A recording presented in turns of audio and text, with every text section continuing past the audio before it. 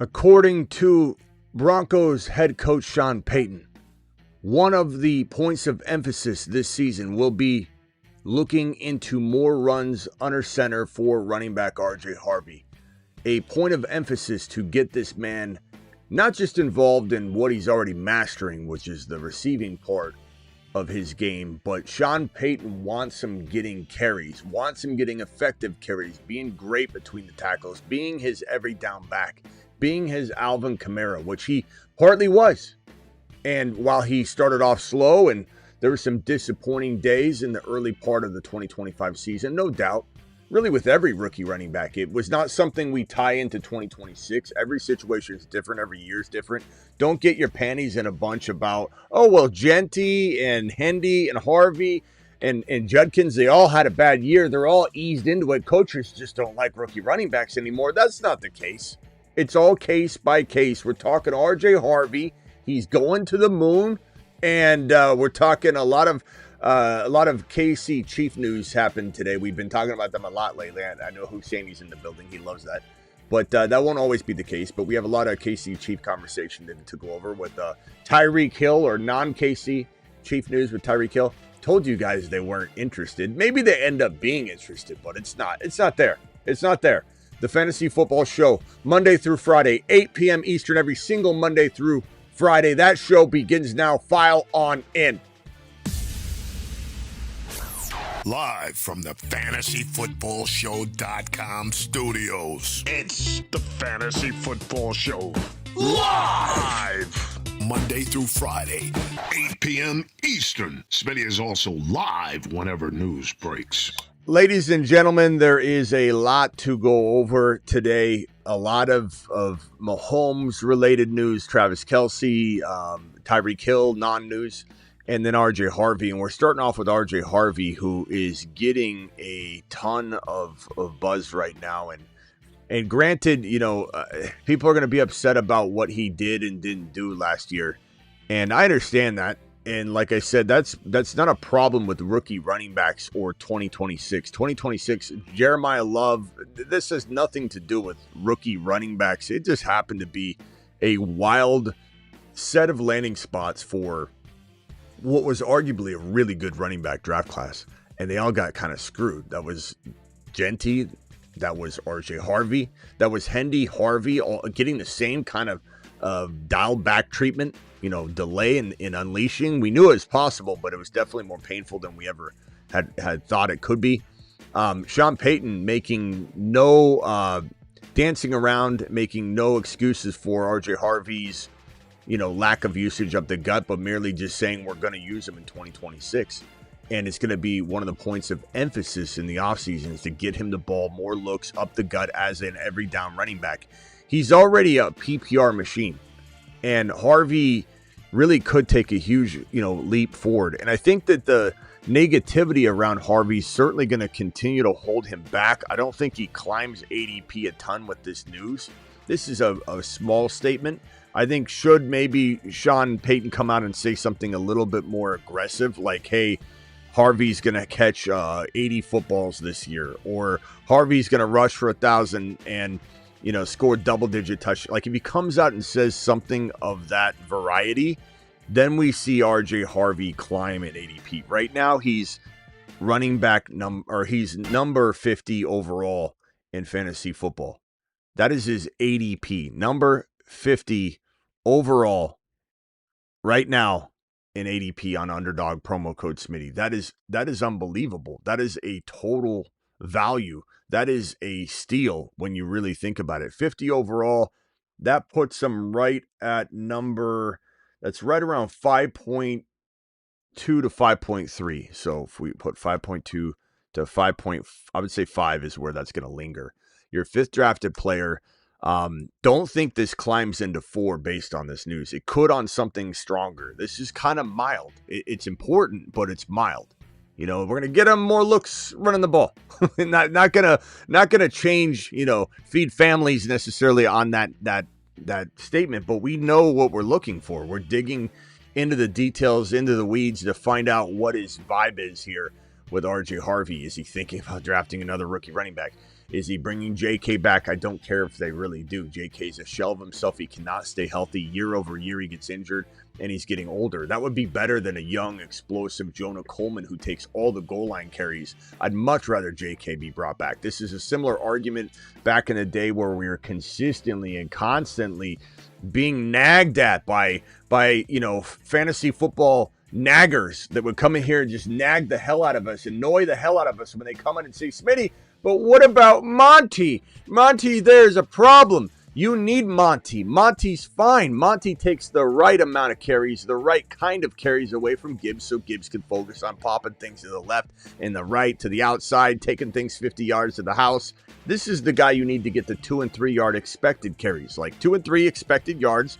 We're running it up the gut. You're trying to keep the defense honest. You know you're getting probably 2 or 3 yards on this carry. You give all that bulk work to Monty. You don't want to wear down Gibbs and ruin his yards per carry average and tire him out and give him less of the opportunities to pop a run to the outside. No one wants Harvey to get 22 totes between the tackles. Nobody. This is an Alvin Kamara, Jahmyr Gibbs-esque type of workload player. Whether you're getting Gibbs numbers or not suggesting you are. We invented Gibbs. Of course, I'm not telling you he's going to be Gibbs. We invented Gibbs. But we are talking about a Gibbs workload mentality. Lots of receptions, good amount of rushing yards, equal number of touchdowns on both sides. Maybe 5 receiving touchdowns and 5 or 6 rushing touchdowns. Maybe 4 rushing touchdowns and 6 or 7 receiving touchdowns. Who knows what this kid could do under the full type of workload, an Alvin Kamara type of workload under Sean Payton. Remember that Sean Payton, during Kamara's rookie year, when we said Kamara would be not just a top 10 running back, your boy went on NBC Sports Radio and said before Kamara even was drafted, and especially after he was drafted, he was a top 5 running back in the National Football League. You know what people said? People said that Smitty was crazy. Smitty's wild. This guy's not a full-time running back. Sean Payton loves this type of running back. If it wasn't for Sean Payton, we might not have Jahmyr Gibbs. We might not have had Alvin Kamara. And those emergences allowed this type of running back to excel, flourish, and be accepted by other coaching staffs and regimes. So Sean Payton's the master at using a guy like R.J. Harvey beautifully. And the only thing you want to hear with a 5th round cost of entry player, your 5th drafted player, he's not your 2nd. You're not having to take him in the 3rd round. When people say, Smitty, I just can't get behind him being a top 10 running back. You don't have to draft him in the top 10 for RBs. You're drafting him in round 5. He's your 5th drafted player. At 5th drafted player value, he earns you what you're paying no matter what because of his reception prowess, because of how he's able to accumulate PPR points, get those touches, have 2 touchdowns. Maybe it's 60 total yards and a 2 touchdown performance. Maybe it's 4 or 5 or 6 catches, 45 yards and a receiving touchdown and 25 on the ground. That's going to happen. But what the coach is telling you right now is he wants him to also be super valuable between the tackles. This is excellent news. If he soared up into the freaking 2nd or 3rd round, even with this news and expectation, it'd be a different story. I wouldn't be as bullish on R.J. Harvey if he really costs what I think he can do. What he can do, I don't have to pay. I'm grabbing him at a much lower expectation. The bar's really low. Your boy Smitty just takes a foot, walks right over it, and he clears that expectation. No question, very easy. R.J. Harvey, 5th round player, 5th drafted player, complete and utter steal. Great running back too. Couple that with a couple other players. You grab that, not to mention the Monties of the world, the Bashal Tutins, the potential rookies like Price and Coleman, and you pair your 2nd running back, Harvey. Let's say you've got Gibbs as your running back 1. That's a great running back stable, especially in best ball. Promo code Smitty, where we draft on Underdog nearly every midnight as we get into the months of March, April, May, June. We're starting to do it now. Underdog promo code Smitty, they'll match your first deposit 50% all the way up to $1,000. So get your Underdog on. Hit that link in the description or use code Smitty. Ladies and gentlemen, Harvey is up. His stock is up. He's going to the mother freaking moon. I highly doubt he's not a moon man because the value is great. I had some chatty Charlie in my comments yesterday or the day before that was like, oh, what a revelation that you have JJ on your bold prediction board, when I literally explained how someone was going to complain about JJ being a freaking Saturn man. How can JJ be a Saturn man, Smitty? It doesn't make any sense. It doesn't compute. He's already a big superstar. I'll tell you how. It's all about cost of entry. It's all about value. I explain that, but the chatty Charlies, they run their mouth and they say, he's a big name player. How can he be on a bold prediction board? He's going in round 2, deserves to go in round 1. The moment Mac Jones is traded to the Minnesota Vikings, he becomes a top 7 or 6 overall player again. That's what we're talking about. Where am I even at? Oh, I know. I was going to talk about how probably looking at Harvey being a moon man at some point is what I was trying to say. And that's because the value, the ADP's there, the cost of entry's there, the expectations really low, the bar's really low. Harvey to the mother freaking moon at the current cost of entry. Again, if he climbs to round 2 or 3, we're going to have a very different conversation. I might not even like RJ Harvey 2026. It's all about situation, ADP, cost of entry, upside versus risk versus reward. All of that is what determines fantasy football value. And RJ Harvey is mother freaking fantastic. Let him cook.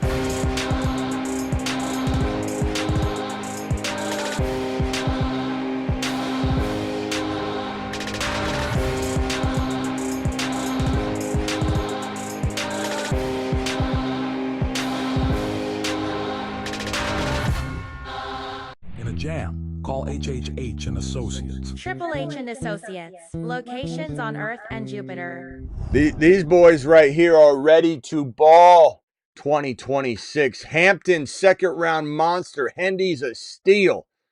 And while we're still concerned about it, he's a steal. Buka's a steal. Hendy and Buka, you're not paying the risk. The risk is baked in, mofos. It's banked. It's baked the hell in. Harvey, baked in. Everyone you're looking at here. Hampton's risk is baked in too because he's a second round pick.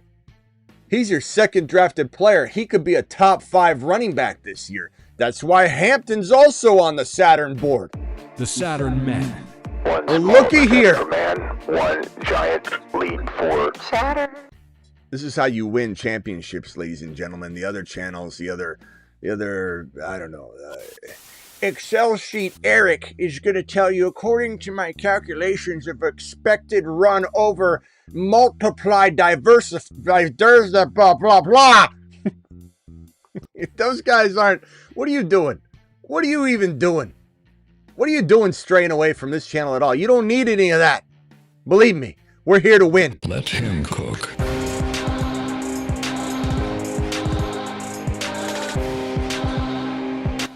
All right. So that news is, we'll tuck that away nice and snug. Here's a little something Smitty already tried to tell you. KC Chief Andy Reid said there's nothing happening there when asked if the team has any talks with Tyreek Hill. And all you guys screaming, I told you it wasn't going to be a thing. I said, what are you doing? He was in KC driving around, and everybody's like, oh my God, he posted a pic of him in KC. He went up to the door, knocked on it, and no one answered. This is like that meme where the guy walks up with the key card, pulls on the door. His key card no longer works. There's no Tyreek Hill in KC, and even if they decided to do it, he's going to be trashed this year. He's done. He's cooked. All you people holding on to Tyreek Hill going to rebound coming off a dislocated knee, a torn ACL, a torn MCL, a torn LCL that still requires yet another surgery, and his doctors, multiple, he said at least a couple doctors, that's either 2 or 3, we don't know. He said a couple of his own doctors told him, you'll never be the same, and he's like, I'm going to prove them wrong. Not to mention he's changing teams. He's 32 years old. Hamstring injuries follow quick twitch wide receivers around 31, 32. They start pulling their hammy because their hammies get paper thin. because they fire their hammies differently than we do. When your boy Smitty jumps up like this and I say, hey, I'm not going at 100%. This is about 70, 80%. Okay? Tyreek Hill is firing his hamstring at 115% every time he explodes. He has no 90%, no 85%, no slow speed. It's up. My hammy's a little sore right there. I already feel a little bit of a there's a little tingle. There's a little tingle there. That's what I'm saying. You get over 32 years old. Your boy Smitty just cleared that a long time ago. And guess what? Hamstring injuries follow. The old age, not to mention a speedy wide receiver. And this guy is going to have what? More hamstring susceptibility than any player in the history of 32-year-olds, because he's a quick twitch wide receiver that now is recovering from an ACL tear where the LCL needs a second surgery. Hamstring injuries accompany ACL tears like clockwork. Like clockwork. I feel a little tingle. I do. No, I run every day, but still, I don't do that move I was doing. That was new. This is new right here. Let me do the other one to make it even. Okay. We're good.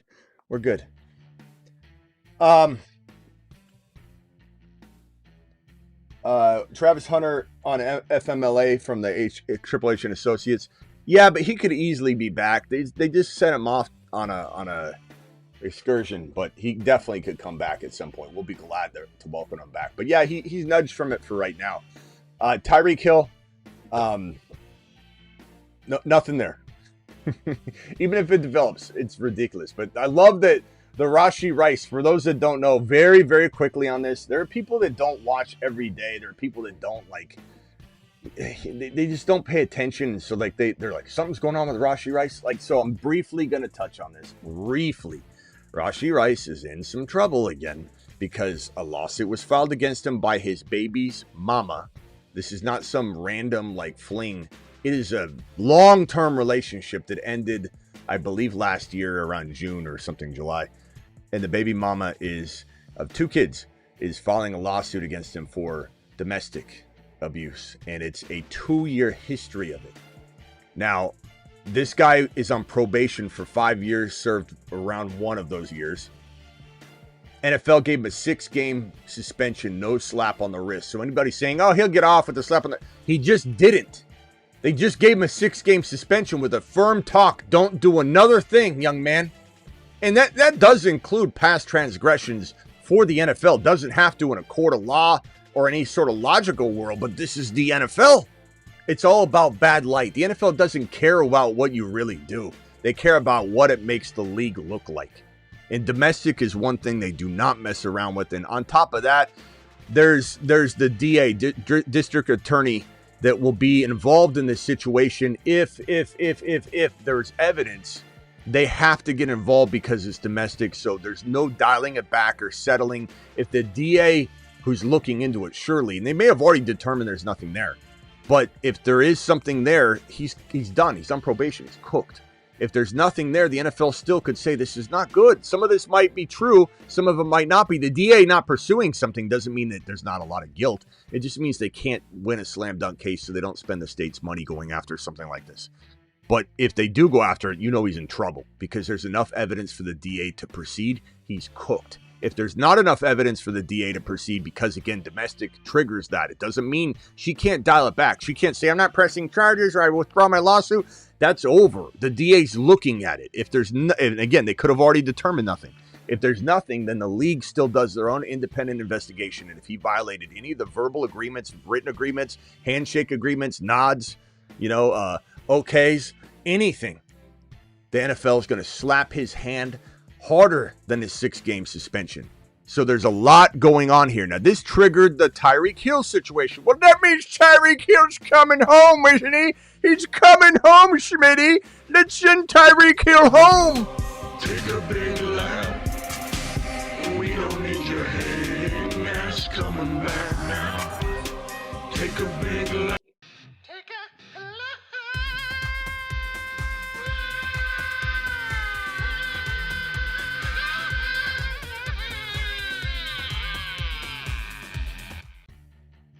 Smitty, Tyreek Hill, bring him home. Does anybody realize Tyreek Hill is going through the same situation that Rashi Rice is going through? Like, I don't think people are like, if you don't show up to the show, you might not know this because nobody else tells stuff like we do. No one else breaks news like we do. No one is here Monday through Friday, 8 p.m. Eastern, as one of maybe 3 shows a day we do, and we let you know all this information. So if you don't know it, you haven't been here. Just admit it. Tyreek Hill is going through the same type of domestic allegations that Rice is going through. Nearly identical. So what in the hell makes you think, well, I guess the Chiefs do make poor decisions. That's the small percentage chance of it happening, but it won't work because Tyreek Hill is going to get injured. But what on earth makes anybody think that it's an attractive idea to bring in a guy, if you're worried about this guy's transgressions off the field hurting the team, why would you bring a guy that's going through the same allegations right now that Rice is going through? It's maddening to me.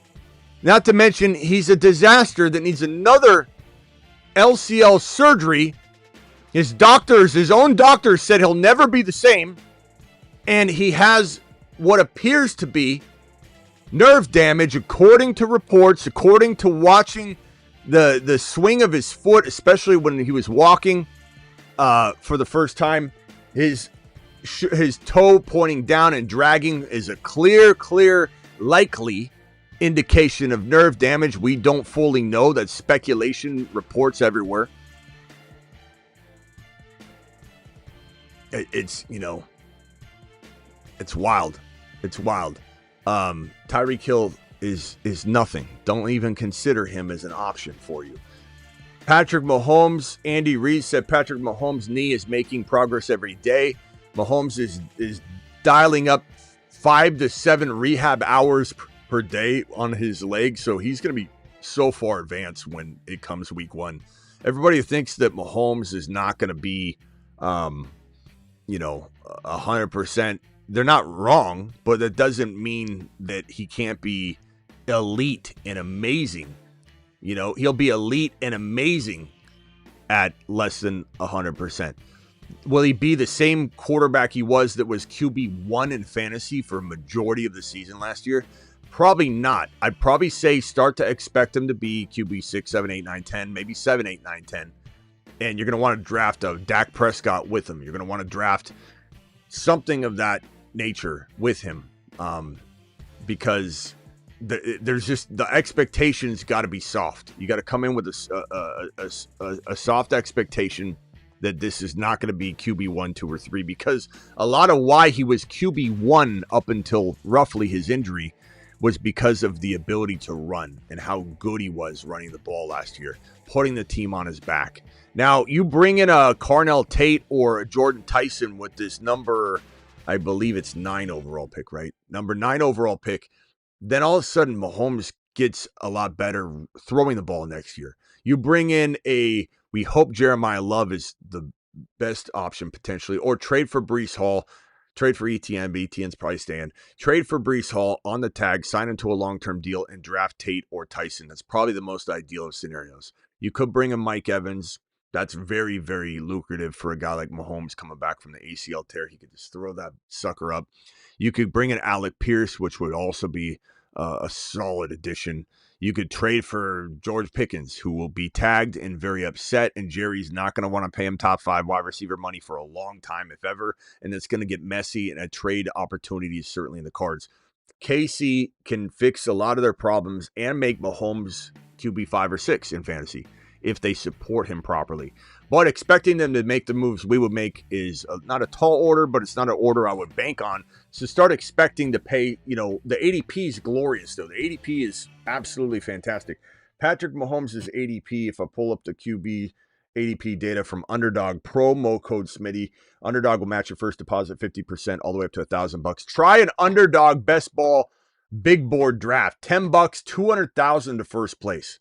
Such a fun tournament to play in this bad boy. But Mahomes has an ADP of 87 overall. He is QB mother flipping 12. So the expectation on Mahomes is low. The cost of entry is steal territory. There's no risk at all scooping him up in what constitutes, what do we say, 90, what did I say, 90, 87? So 87 ADP puts him right at a value of 87 is, let's see here. 87 is right at 8.3. 8.3, sometimes 9. Very easily see him in 9. But 8th to 9th round value, he's easily going to earn that. You're not having to worry about, will he repeat as QB1? You don't even need to worry about that. Landman in the building over on the Rumble side. Bullfrog over on the Rumble side. Yeah, Breece Hall and then Tater Tyson would probably be ideal, Landman. That's my favorite way of this playing out. Jeremiah Love and Evans is also really good. Or Pickens. Actually, Jeremiah Love and Pickens might be number 1 on my list. Breece Hall and Jordan Tyson or Carnell Tate would be number 2 on my list. That's how I would say that. Aldi, appreciate you in the building. Bullfrog in the building. Turbo in the building over on Rumble. We got about 20 people over on Rumble right now. Appreciate every single one of you. Guys, don't forget the first 200 Rumble wallet, BTC or Tether Gold or Ethereum tip gets into the Wild Wild West draft, which drafts next month. We're going to draft really early redraft. That's why the Wild Wild West is such a fun freaking draft. Want it. Because we're crazy. The top most wanted outlaws. And we'll draft in March. First person to drop that 200 Wild Wild West tip, not only is going to win Gunner glasses, I don't know which pair yet. Probably, I think I said it would either be the Intercept or maybe I think I might be able to pull off the Witcher. The Witcher are fantastic, but these are the Intercept blue light blocking glasses. They're amazing. So sending the first person to drop that $200 Rumble wallet, Bitcoin, Ethereum, or Tether Gold tip is going to get a pair of glasses and then also be in the Wild Wild West draft, which will also have a pair of glasses to the winner too. So you'll probably be able to get 2. So we'll look for that Rumble wallet situation, which is awesome. I love Rumble. And also, anybody who drops a 500, we start the Rumble show the next day. Not even Monday. We'll do it the next day. At least 1, maybe 2 shows per week. At first, we're going to try and make it 5 days a week. Roughly a noon or 2, probably a noon my time show. So like 2 p.m. Eastern, maybe 1 p.m. We'll have to see. But probably my time probably be noon Eastern. And that's gonna be awesome to have a noon show, and that starts at 5. Anybody drops that 500, or we get to 10K on Rumble. Right now we're at about 4.1K on Rumble, so we're about 40%, a little over 40% there, but can be expedited. Let's see here, and anybody that did that would also get into the league as well. All right, Mahomes making progress. Expect him to be ready for week 1. Expect him to be ready for week 1. I think that we're going to probably see him be not only ready for week 1, but like we start hearing real good things in like July. And we're like, wow, he's so far ahead of schedule. Setbacks can happen, so we got to watch that. Rams promoted passing game coordinator Nate Shieldhouse. Shieldhouse was really, really highly regarded and could have been stolen away. But the reason he didn't, because he knew he would get an offensive coordinator job somewhere, not a head coaching job. So he just waited patiently. Vacancies happened. Rams were deep into the playoffs, so a lot of stuff was happening prior to that. So he knew this is probably his best option. The Rams probably promised him, don't go elsewhere. We'll just promote you to OC. We knew this was going to happen. We predicted it weeks and weeks and weeks ago. So this is fantastic continuity. Shieldhouse has a lot of knowledge about the system. They're going to keep everything the same. Doesn't always work out to promote within. Look at Morton in Detroit, even though that was like he left and came back, but it was an internal promotion for the most part. And everyone's like, it'll be fine. He just run what Ben Johnson was running. No, it doesn't work that way. Not all the time. I believe it will more so work that way this time because Shieldhouse, real good candidate to go get an OC job wherever he wanted, and he was very heavily involved. Good mind, up and coming youngster, and these McVay tree coaches are fantastic. So Shieldhouse is a real likely chance of becoming a head coach maybe next year if they repeat anything like they dropped last year. Reed said that there is communication with Travis Kelce in the sentiment is right now that he's returning. There's no guarantee yet, but that is what everybody believes to be the case. He's very much likely to return. And this last, we have a couple pieces of news. Let me see. This is the Kelsey one. Okay, I think this is the last two pieces of news. Let's stay on the KC Chiefs for a second. We can put this one to bed. Athletic believes that Pacheco is going to be elsewhere in 2026. God, how behind are you, bro? Like, this is obvious stuff. We talked about that before, that not only are the Chiefs moving on from Pacheco, but the reason you hear us talking about Breece Hall, and they tried to trade for him during the offseason right before the trade deadline. But the Chiefs have already said we're going to go hard at the running back position and bring in a big, heavy hitter versus the Pacheco stuff. And so we're going away from Pacheco.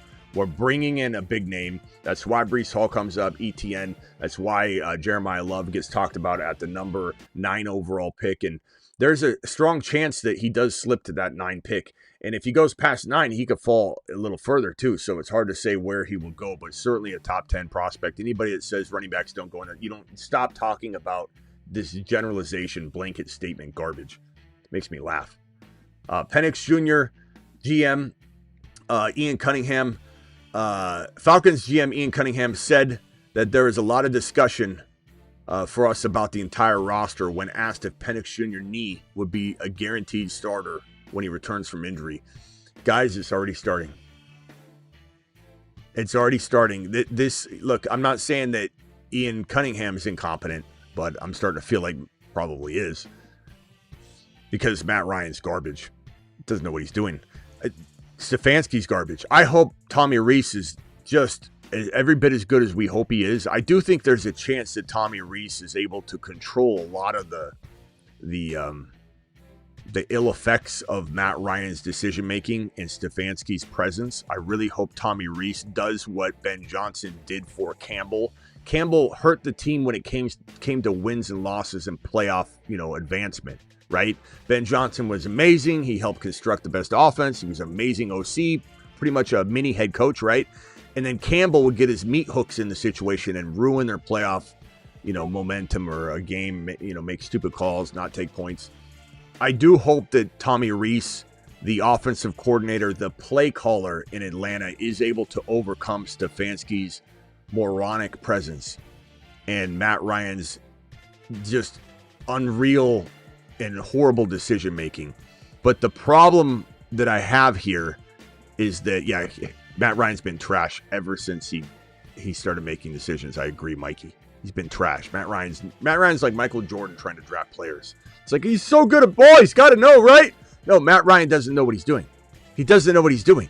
And people that try to defend Stefanski, you can call in a second when I open the phone lines briefly. You don't know what you're talking about. I'm sorry. Stefanski's trash.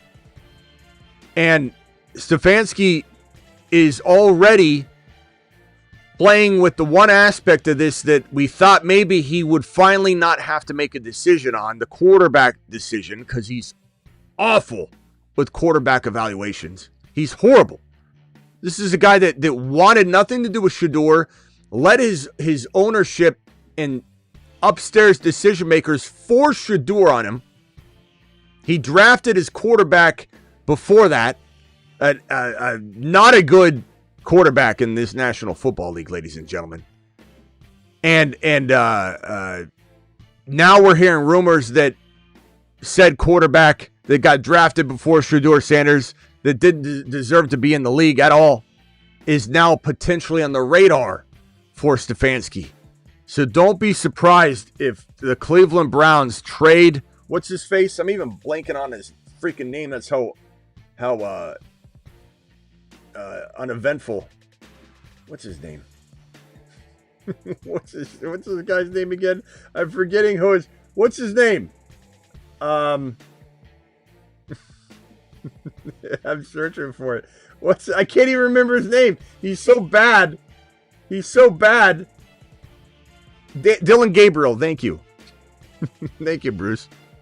Dylan Gabriel is on the radar for Stefanski.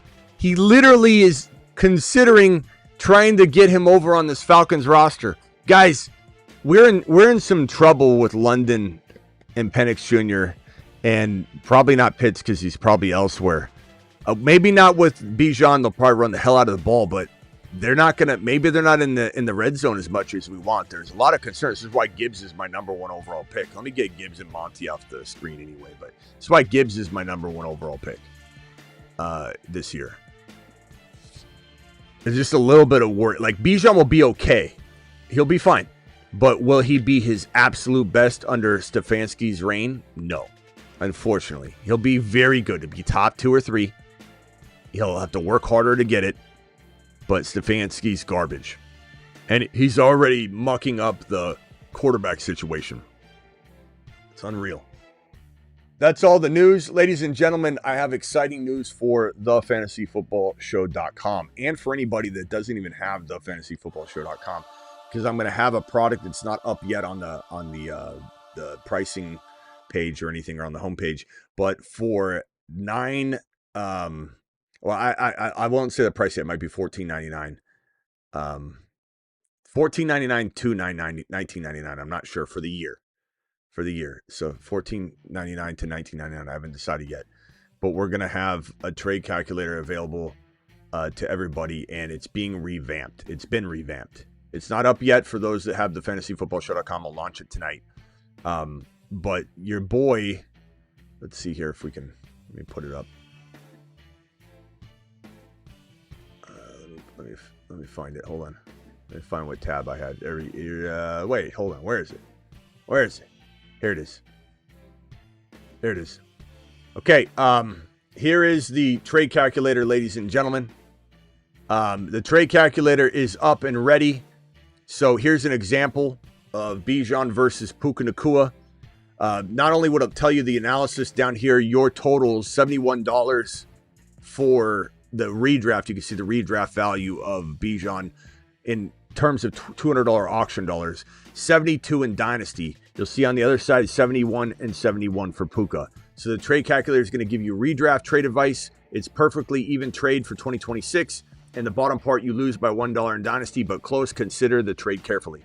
It'll tell you those things. You start trying to do more complex things, it can handle it. Don't worry about it. Click Add Player. Then in the drop down, which you can now search for, let's add Jameson Williams. Or no, we'll add James Cook. James Cook to the situation. Let's add RJ Harvey. And you can use the search, RJ Harvey. There he is. Boom. Add RJ Harvey. Let's make it a 3-4-2 trade. Let's add in a player like, let's just use the scroll bar on this one. Let's go down and add a Colston Loveland. Let's calculate said trade. Failed to calculate the trade. Hold on. What did I do? What did I do? Hold on. Wait a second. Let's restart. Welcome to the trade calculator. All right, hold on. Did I not pay my bill? Let's do JSN, and I don't remember what the trade was, so we'll do JSN, Bijan, and then the third player we'll add is let's add Chris Olave. That looks like a good. Let's make it a 3-for-1. Let's make Chris Olave. Actually, let's make Chris Olave. Let's make him Cam Scattaboo, and then let's add a receiver like Tet McMillan. Then we hit calculate. What is going on here?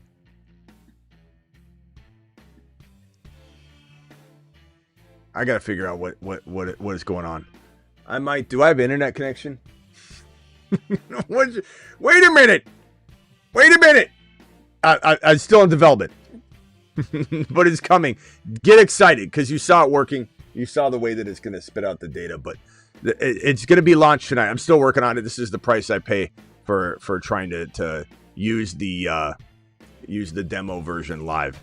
But I haven't fully installed it yet, so I got to figure out why that's doing that, because that's in a developmental load.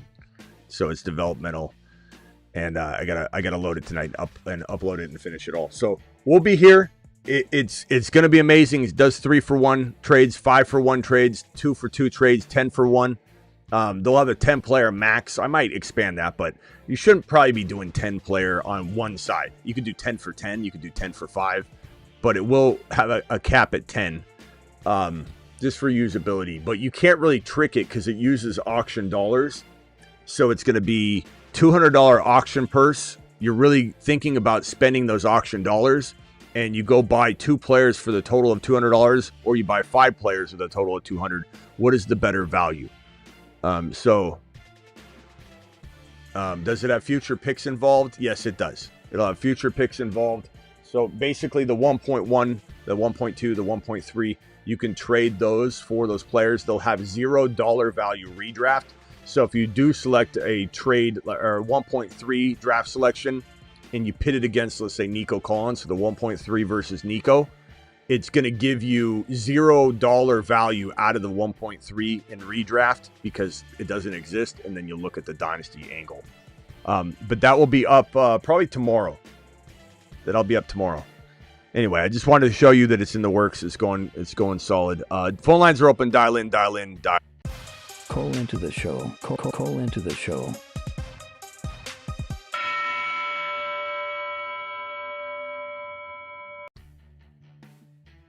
Dial in. Appreciate every single one of you. And we'll be doing phone calls just for a few minutes here, and then we're out of here. So hit the thumbs up. Yes, thank you, pal. Appreciate you. Any super chats will be handled in order in which they're received. Let me see what the Rumblers are doing over here on Rumble. Rumble, appreciate every single one of you.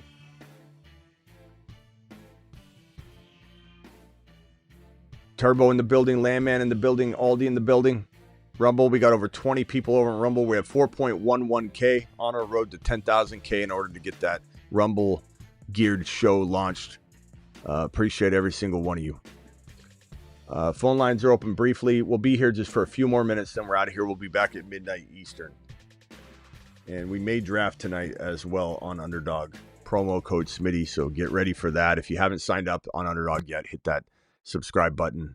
Or hit that, that link in the description, Underdog, promo code Smitty. Sign up on that. They'll match your first deposit 50% all the way up to $1,000. So if you want to draft with us, we may or may not draft tonight, but even if we don't, you can draft right now. You can draft a $10 big board right now. And they have the little board too. I think it's $3 for the little board. The big board and the little board are out now. Let me just see if the little board's still there. So the big board's $10. The little board's $3. The little board prizes are still awesome. I mean, first place gets $100K in the little board. $100K, $3. You could literally do 3 drafts right now for $9 and have a $100,000 chance in all 3 of those. It makes the season so much more fun. And you don't have to set a lineup or make a transaction. It's called Best Ball, where you just draft. In this case, it'd be 20 players, and you try and make the team as best you can. There's a lot of strategy involved to weather through injuries, bye weeks. You don't know the bye weeks yet, so you have to kind of draft around that theory of like, I need at least 3 QBs in case there's bye weeks. I need at least 3 tight ends in case there's bye weeks. Or you just say, I got two good tight ends. I'm going to use that extra piece to get another wide receiver stab. You draft this team, and every week your starting lineup is set for you on Underdog. Promo code Smitty, link in description. Just sign up real quick and get into a little board for $3 and try and win $100K. Such a fun experience. All right, guys. Denny called in and then it hung up. Denny, try again. Part of me wants to dial Denny right now. Dial him back right now. Part of me wants to get Denny on the line. Denny, call in.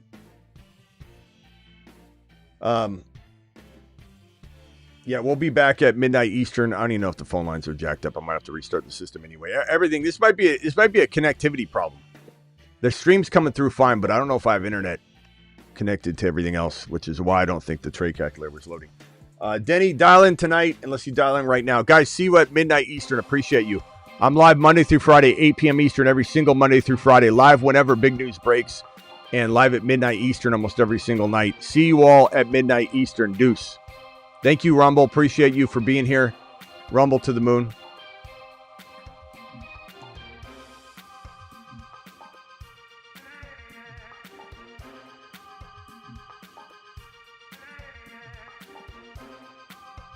Don't forget there's a Dynasty video up right now. That thumbnail looks like this on the Dynasty channel. It's about Emeka Egbuka, so go watch that on the Dynasty channel. Link in description. Deuce!